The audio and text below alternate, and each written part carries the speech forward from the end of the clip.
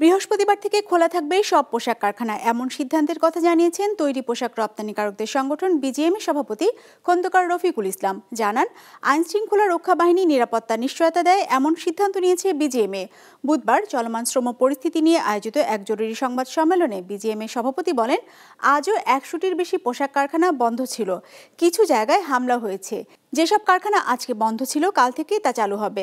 আইন শৃঙ্খলা রক্ষা বাহিনী বিজিএমএ-কে পোশাক কারখানায় নিরাপত্তা রক্ষার ব্যাপারে নিশ্চিত করেছে বলেও জানান তিনি। এর আগে সকালে চাকরি এবং নিয়োগে নারী পুরুষের সমান অধিকার সহ বিভিন্ন দাবিতে গাজীপুরে সড়ক অবরোধ করে বিক্ষোভ করেন পোশাক শ্রমিকরা। দুপুরে শ্রমিক বিক্ষোভের জেরে গাজীপুর, সাভার এবং আশুলিয়ায় শতাধিক পোশাক কারখানা ছুটি ঘোষণা করে মালিকপক্ষ। 250-টিরও বেশি ডিজাইন অপশন নিয়ে ওয়ালটন স্মার্ট ফ্রিজ, বোঝে আপনার প্রয়োজন।